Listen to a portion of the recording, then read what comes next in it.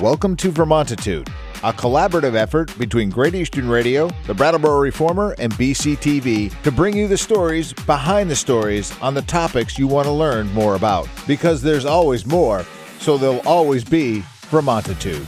Hosted by me, Peter Fish Case.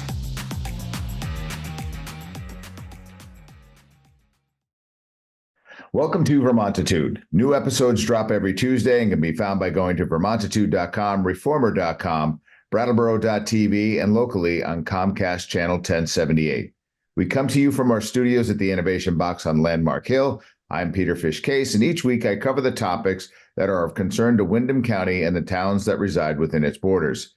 Today, we're talking with Miranda Gray from the state of Vermont, and what we're going to talk about is the recent ending of the Motel Program that happened this past Friday, March 15th. Miranda, welcome to the program. And for the record, I'm sorry, we've been moving on this thing so quickly. I never got your official title. Yeah, thanks for having me, Peter. It's Miranda Gray, and I'm the Deputy Commissioner for the Economic Services Division. Okay. So I think when this thing started to sort of come into our orbits here locally, it was probably about midway through the day on Thursday.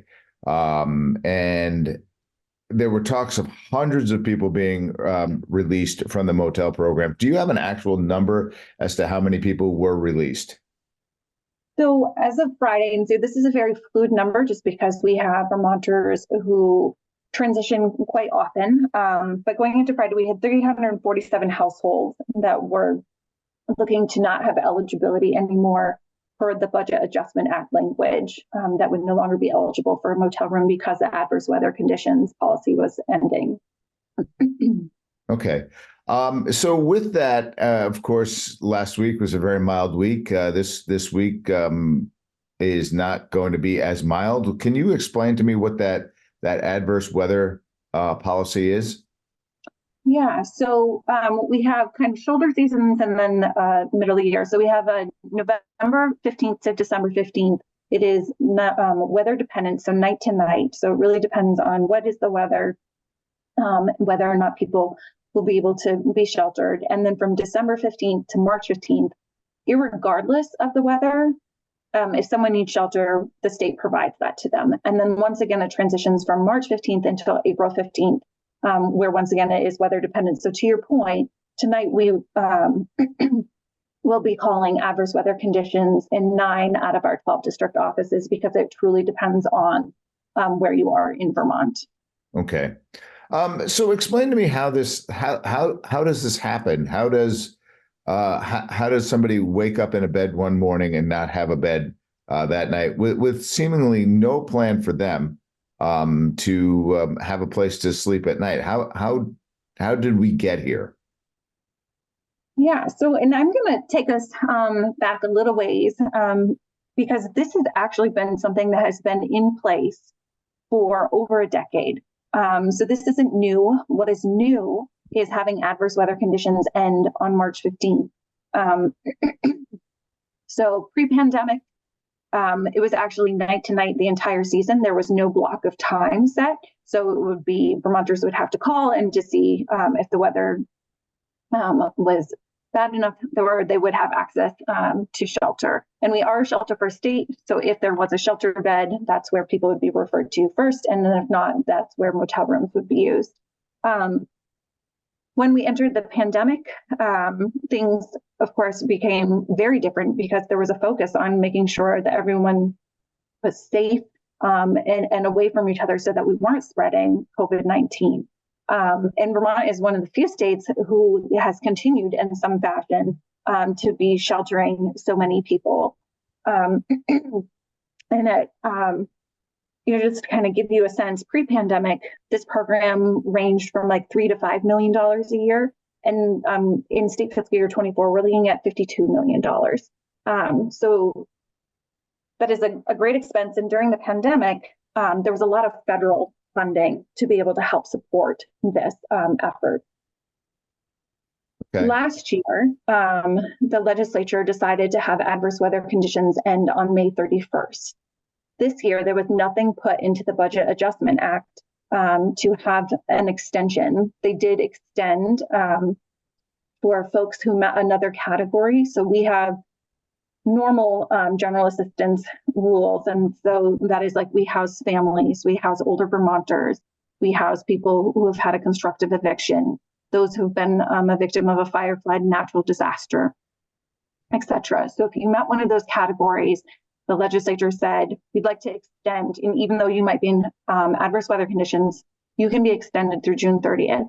Then we have another group who had their shelter ability extended until it was started on, we call them the June cohort, because if you were in shelter, in a motel room, last June 30th, then you became eligible for housing until April 1st. So the Budget Adjustment Act also said, if you're part of this group, we are also going to extend your housing until June 30th.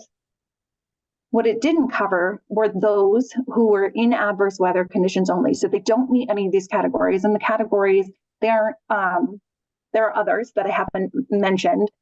So there's a pretty comprehensive list. But if you don't meet any of those, then your eligibility ends or becomes like you're weather dependent, you could have eligibility. There was also a clause in there, though, or another opportunity if someone was not in receipt of Social Security income or Social Security disability income, which is our definition of disability, but you feel like you have a disabling condition or a health condition that a qualified healthcare provider could sign off on, then you could also have your housing extended. So we're going through that process now. This form was put out there for people who might have this need to be able to see if they could continue to be eligible for housing.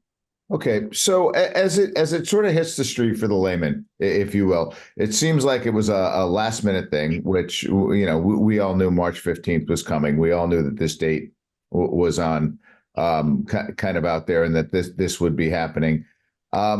I guess talk to me a little bit, if you can, about the cost of setting up emergency shelters through what do we have? Burlington, Berlin. It was Bennington, then got moved to Brattleboro and Rutland. Is that right?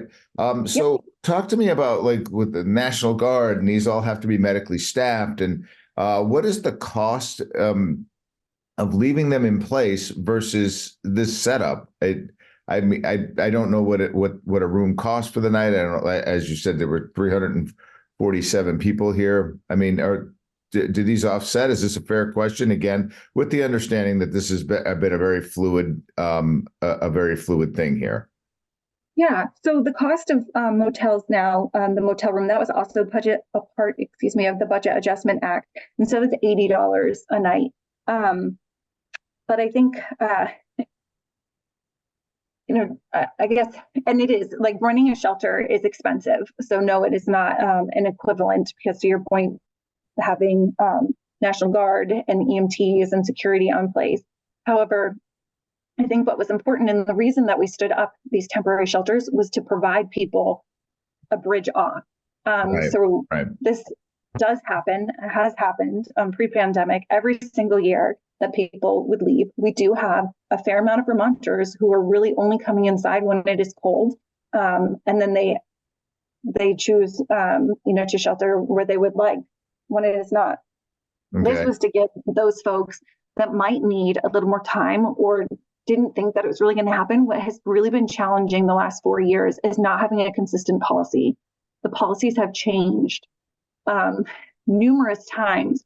And so Vermonters don't necessarily know exactly what to expect, or if it really is going to be like this program has going to have ended a number of times, but it continues to be extended, and usually with some caveat for some certain population. And so it's hard to really plan if you don't know that it's really going to happen. So I think we wanted to make sure that folks that hadn't had the opportunity to plan or might have a health condition had a safe place to land, a warm place to land while they made other arrangements. And whether that was like, no, they didn't have a health condition or a disabling condition, and they needed to, connect with family or friends or others to see what they might be able to do. Or yes, they did, and they needed the opportunity to get connected to a medical provider. So that is why we stood these up, which is, to my knowledge, and I haven't been in this role an incredibly long time, but this is new, not something that would really, that has happened in the past. Normally the 15th happens, and then if the weather is nice enough, then people just transition out. Okay. Ultimately, who made the call to relocate? I'm sorry. Ultimately, we have all these people who are their motel program is ending. Where did the call come to relocate these people to the 4 areas that we suggested earlier, or we talked about earlier? Yeah, so really, it's per the Budget Adjustment Act whether or not people remained eligible. So everyone that remained eligible, Economic Services had connected with and secured their motel room, pending that the motel was still wanting to have the Vermonter live there. That is something else that is fairly fluid. There's always some movement that happens. But then really in terms of accessing the shelter, that was really up to the Vermonter and whether or not they wanted to access the shelter or not. Okay. So it curious, again, just looking at this thing at face value, which is the easiest way to look at these things. I understand that. Programs were ended, emergency shelters were established with no way to get people to emergency shelters. Does that not fall upon the state, or who does that fall on to make sure that these people are able to, if somebody in Ludlow, Vermont needs to get to Brattleboro, Vermont to get to the shelter, they're on their own? So there was a lot of community support. I know, for example, in Brattleboro, they had arranged to be able to help with transportation. And once again, this is something that happens each year. And so it is in an understanding where people want to go, so that, that isn't necessarily something that's manageable for the state alone to be able to arrange, because people might not want to have gone to the shelter. They might needed help getting to a friend's house. So really having to look at what are those local options to be able to do that. Okay. So as I'm looking at the numbers since Friday, it doesn't look like, well, I don't think a single person has taken advantage of the shelter in Brattleboro. Single digits throughout the rest of the state. I think Burlington has the biggest usage. I think they had 10 in their shelter last night.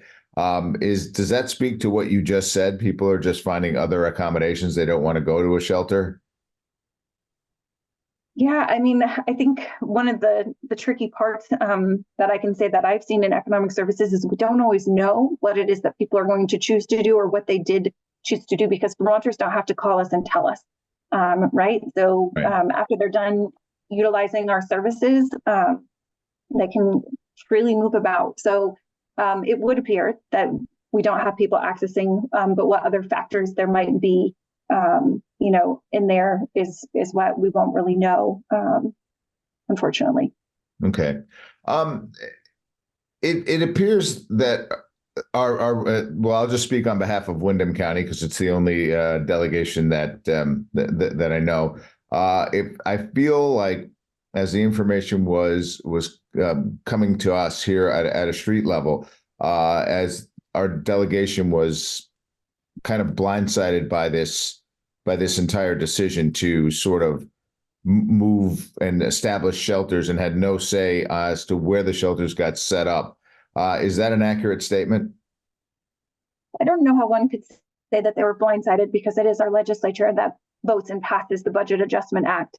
So I think they should have been well aware of the fact that adverse weather conditions, they didn't put anything into the language to extend that, and that we did have a population. We have been reporting out how many people economic services is housing for a number of months at this point.